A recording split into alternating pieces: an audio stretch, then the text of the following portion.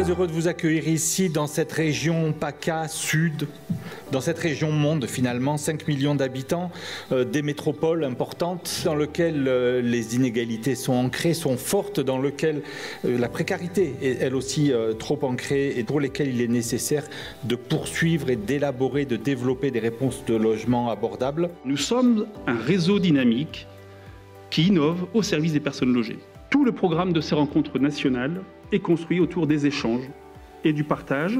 Partage d'expériences, partage d'innovations, partage de difficultés, mais aussi partage de solutions, partage d'idées aussi sur les enjeux du logement accompagné. Répondant à une question de l'UNAFO sur la mise en œuvre de la feuille de route pour le développement des résidences sociales annoncée en mai 2021, le ministre s'est montré volontariste, estimant qu'il était temps de, je cite, traduire le diagnostic en résultats concrets. Notre pays a besoin d'un nombre plus important de logements sociaux et ce besoin inclut les résidences sociales, a-t-il souligné. L'UNAFO appelle de ses vœux une véritable refondation des résidences sociales. L'enjeu, c'est quand même que chacun d'entre nous prenne conscience de la menace qui est face à nous et de l'urgence qu'il y a à agir. Et on a constaté d'ailleurs que, vous voyez, 56% de ce bilan carbone, ça provient de notre propre activité. 43%, c'est l'activité des résidents. Donc on voit bien que si on veut agir sur le bilan carbone de structures comme la nôtre, c'est ensemble que nous pouvons le faire. Avec l'UNAFO, on plaide pour que la réglementation évolue aussi et qu'elle permette la refacturation des charges d'énergie. On est en train de faire le bilan carbone de notre site internet, puisque toute la commercialisation des logements repose sur ça. Vous avez tout intérêt à agir pour réduire vos consommations d'énergie, mais vous n'avez pas forcément les financements qui y sont liés. On voit bien que, quelles que soient les actions et aussi performantes soient-elles, on ne pourra pas faire sans les personnes logées. On a parlé d'acheter au meilleur prix, de diversifier les sources d'approvisionnement, d'agir sur les comportements, sur les usages. Et effectivement, celui auquel on pense en général en premier, c'est la performance énergétique du patrimoine. Nous, notre débat qu'on a avec nos partenaires, c'est finalement, est-ce qu'on accepte collectivement ce surinvestissement ?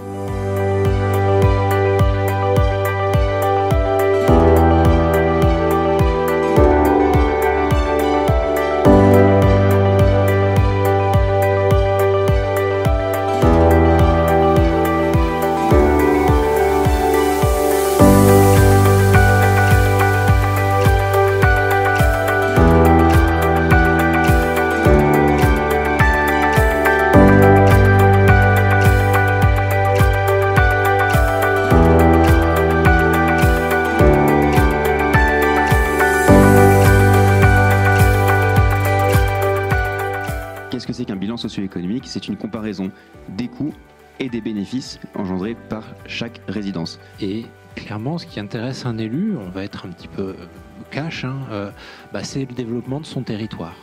C'est comment une résidence sociale va rentrer dans un projet de territoire et venir servir en fait l'ambition, la vision que l'élu a de son territoire. La première chose qu'on doit porter, c'est que ce type de lieux, ce ne sont pas des équipements, ce sont des lieux où on vit. Ce type de lieu, il contribue à l'harmonie du territoire et aux besoins des populations qui y vivent. Qu'est-ce qu'attend un élu? Quel est son principal objectif?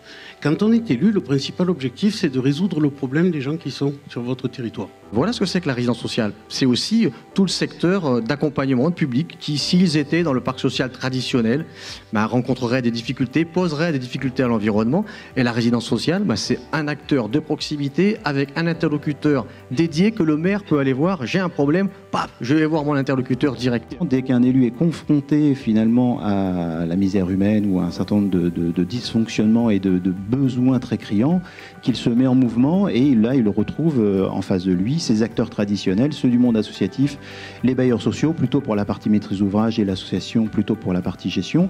Et c'est vrai que en général ça se couronne de succès dès lors qu'il y a une impulsion de l'élu pour résoudre un problème local. De ce qu'on constate, des échanges qu'on peut avoir, on voit qu'il y a vraiment des solutions qui sont trouvées, qui sont pensées collectivement avec l'ensemble des partenaires. L'utilité du lieu par rapport à son environnement, son quartier et l'utilité des gens dans le lieu, je trouve que c'est une piste peut-être qu'il faut, avec les associations qui portent les projets sociaux, qu'on travaille, parce que ça, c'est peut-être un sujet aussi à développer auprès des collectivités.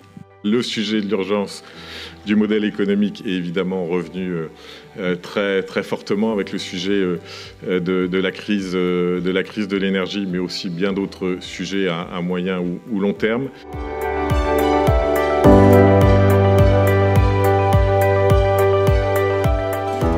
J'ai aussi cette impression, effectivement, au niveau du terrain, qu'on arrive au bout d'un système. Donc c'était important qu'il y ait cette réflexion, qu'il y ait cette rénovation et qu'il y ait ces outils qui ramènent effectivement du tiers, qui ramènent du cadre, de la structure. Il faut peut-être accepter de lâcher prise sur certaines choses et d'accepter de partir dans un monde qu'on ne connaît pas.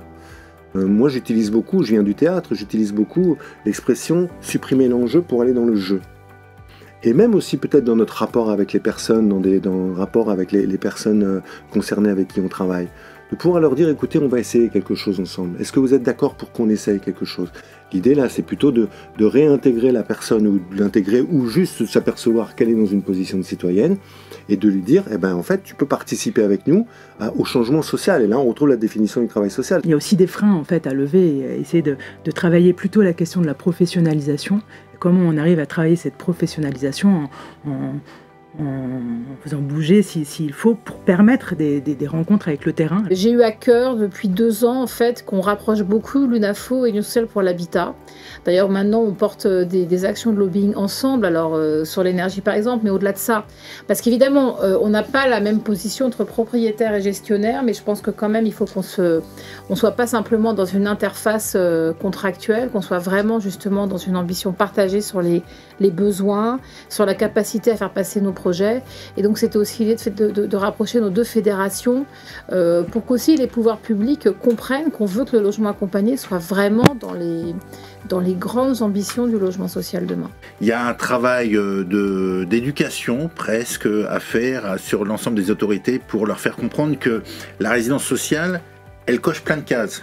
Elle coche la case d'abord de la réponse aux problèmes locaux. Les retours sur investissement, sur le fonctionnement sont supérieurs à l'argent qu'on y met. Il y a un vrai effet levier. On se satisfait déjà qu'effectivement la résidence sociale soit à l'agenda.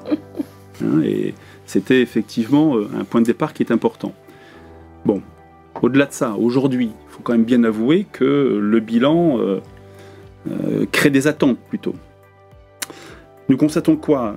Eh bien, effectivement, qu'à travers ces intentions, aujourd'hui, on a malheureusement concrètement assez peu d'avancées concrètes pour les résidences sociales et pour les gestionnaires. Nous constatons que le modèle économique des résidences sociales continue à s'éroder inexorablement depuis ces 20 dernières années.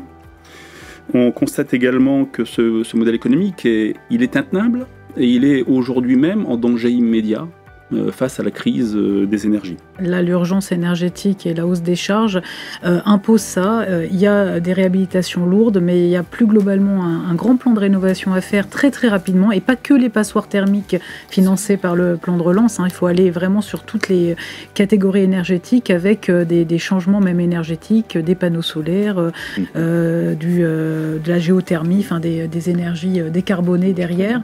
Et je pense que ça, c'est vraiment un travail collectif. C'est pas que le gestionnaire peut pas porter ça tout seul.